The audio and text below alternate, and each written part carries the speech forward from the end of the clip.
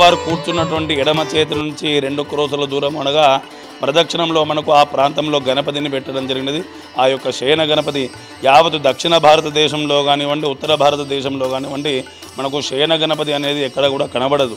ఇక్కడ ఆ యొక్క శయన గణపతిని ఏర్పాటు చేయడానికి కారణము ప్రతి ఒక్క మనిషికి తెలివితో ఉన్నప్పుడు వారికి వచ్చేటువంటి కష్టాలను, నష్టాలను, సుఖాలను కనబడుతుంటుంది. దాని నుంచి తప్పించుకునేటువంటి మార్గాలు ఉంటుంటాయి.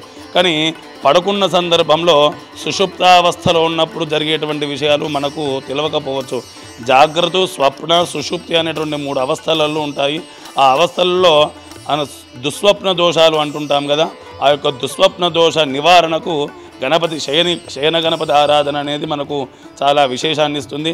పడుకున్నప్పుడు మంచి కళలు వస్తుంటాయి, చెడ్డ కళలు వస్తుంటాయి, వాటిలో భయభ్రాంతులకు గురవుతుంటుంటారు. వాటి నివారణకే ఇక్కడ శయన గణపతి అనేటువంటిది ప్రతిష్ఠితం చేయడం జరిగింది. ఆ ప్రదేశం అంతా కూడా చాలా తపశ్శక్తితో ఉన్నటువంటి ప్రదేశము. అక్కడ మనకు సూర్యరశ్మికి సాక్షాత్తుగా త్రిభుజాకారంలో అక్కడ పడేటువంటి ప్రదేశం అదంతా కూడా.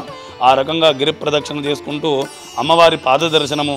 ఈ చుట్టూ గుట్టపై ఉన్నటువంటి గుట్టల మీద అమ్మవారు 7 విధములుగా సప్తపది అంటుంటాము మన వైదిక సాంప్రదాయంలో. ఒక జంట కానివ్వండి, ఒక ఏదైనా కానీ తెలపడానికి దానికి సప్తపది అనేటువంటిది ముఖ్యము.